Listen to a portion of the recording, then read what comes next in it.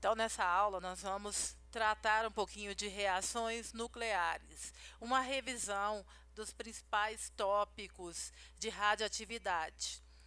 Primeiro, radioatividade é um fenômeno nuclear. As reações nucleares são processos onde um núcleo instável sofre alteração. Esse núcleo instável recebe o núcleo recebe o nome de nuclídeo. É o nome dado a um núcleo que é caracterizado pelo número atômico e o número de massa. Quando esse nuclídeo apresenta radioatividade, ele recebe o nome de radionuclídeo ou radioisótopo. É um núcleo emissor de algum tipo de radiação. Então, eu coloquei para frisar qual a diferença entre uma reação química e uma reação nuclear. As reações químicas estão relacionadas à eletrosfera. Já uma reação nuclear é provocada por alterações no núcleo de um átomo. São reações bem diferentes. Elementos radioativos geralmente são os elementos mais pesados, com maiores números atômicos, próximo ao do urânio, número atômico 88, 92 e por aí em diante. Eles apresentam a propriedade de emitir radiações para se estabilizar. Então, o núcleo de um átomo, ele pode ser estável ou ele pode ser instável. Qual o objetivo da emissão de radiações? O núcleo vai emitindo radiações para ficar estável. Então, o núcleo instável, com excesso de energia, para liberar esse excesso de energia, ele emite radiação, como a forma de excesso de energia. Ele pode emitir três tipos de radiações: radiação alfa, beta e gama, sendo que duas delas podem ser chamadas de partícula, pois apresentam carga ou massa. Carga ou massa, enquanto outra não. É só radiação porque não tem nem carga nem massa, é uma radiação, uma onda eletromagnética. Então, a radiação gama é uma onda eletromagnética. A alfa e beta são radiações, podem ser chamadas de partículas. Transmutação. Então, ocorre transmutação que pode ser artificial ou natural, quando um núcleo, um átomo, emite radiação e transforma em outro elemento. Então, quando ocorre emissão de partículas e de radiação, forma-se um outro elemento.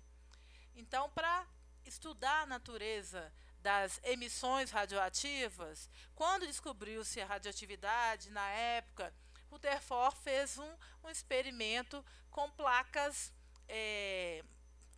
no campo elétrico. Então, o elemento chumbo, colocou o chumbo, o elemento radioativo com a proteção de chumbo, e esse elemento radioativo emitiu radiações, passando por um campo elétrico, placa positiva e placa negativa. Observou-se, então, no anteparo da chapa fotográfica, três pontos. Um desvio em relação à parte negativa, indicando que essa radiação tem caráter negativo, foi atraído positivo, foi atraído pela placa negativa. Então, essa radiação tem caráter positivo, pois foi atraído para o lado negativo do campo elétrico. A outra radiação foi desviada em direção à placa positiva do campo elétrico, indicando que essa radiação ela tem caráter negativo. E uma passou direto, confirmando que a terceira não apresenta carga elétrica, é de natureza eletromagnética. Assim, procede-se o estudo das emissões alfa, beta e gama. Partículas alfa são partículas constituídas de 2 prótons e 2 nêutrons. 2 prótons e 2 nêutrons, a massa é 4, similar a um átomo, um núcleo de hélio. Então, quando o elemento radioativo, o núcleo radioativo, emite uma partícula alfa, ele vai emitir similar ao núcleo de hélio, massa 4 e 2 prótons. Então, a primeira lei da radioatividade foi enunciada por Soddy. Quando um elemento radioativo emite uma partícula alfa, ele origina um novo elemento com número atômico 2 unidades menor e número de massa 4 unidades menor. Então, como você vai descobrir qual o tipo de emissão, partícula alfa ou beta ou radiação gama? Pelo o novo elemento que foi formado. Ao comparar, o número atômico diminuiu 2 unidades, a emissão foi alfa. A massa diminuiu de 4 unidades, emissão alfa. Então, na emissão alfa, a massa vai diminuir de 4 unidades e o número atômico diminui de 2 unidades. Partícula beta. A partícula beta, ela é originária quando o núcleo instável transforma, então, um nêutron, ele vai quebrar em um próton e liberar a partícula negativa beta. E o antineutrino, que normalmente para o ensino médio não é objetivo de estudar o antineutrino. Então, na emissão beta, o número atômico se mantém constante, até porque a massa do nêutron e próton é equivalente. Então, um nêutron foi transformado em um próton. Então, a massa se manteve constante, mas aumentou em um próton. Então, a massa se mantém constante, mas o número atômico aumenta em uma unidade. Então, partículas beta. Cada partícula beta é um elétron emitido em alta velocidade pelo núcleo radioativo. A partícula beta é originária da instabilidade de um nêutron que transforma-se em um próton e libera uma partícula beta. No decaimento radioativo por partícula beta, assim, o número atômico irá aumentar de uma unidade, ganhou mais um próton, mas a massa se mantém constante, porque em termos de massa, próton e nêutron são equivalentes.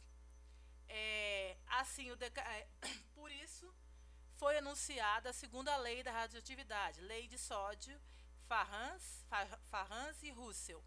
Quando um elemento radioativo emite uma partícula beta, seu número atômico aumenta uma unidade e seu número de massa não se altera. Então, enunciando essa segunda lei, um elemento radioativo emitiu uma partícula beta, a sua massa se manteve constante e o seu número atômico aumentou em uma unidade. E por último, revisando dos principais conceitos, a radiação gama e o tempo de meia-vida. Radiações gama são ondas eletromagnéticas extremamente com poder de penetração muito alto, e a emissão gama normalmente ela vem depois do decaimento alfa ou beta, para terminar a instabilidade do novo elemento. E o tempo de meia-vida, ou meia-vida, ou período de semidesintegração, mediu-se então o tempo necessário para diminuir a radioatividade de um certo radioisótopo.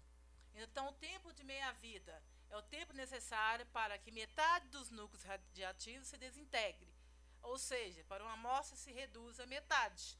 Então, uma massa inicial, depois de um tempo de meia-vida, eu vou ter metade daquela massa inicial que continua radioativa. Passou mais um período de meia-vida, dividiu por 2, vou ter 1/4 da massa inicial, até que várias meia-vidas e não vai ter mais o elemento radioativo. Para cada radioisótopo, ele tem um tempo de meia-vida específico. Foi monitorado para cada radioisótopo. O período ou tempo de meia-vida pode durar de segundos até milhares de anos. Depende do núcleo radioativo, característico de cada radioisótopo.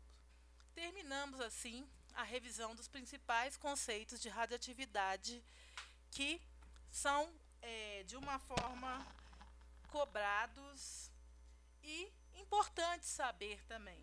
Terminamos a nossa revisão de radioatividade.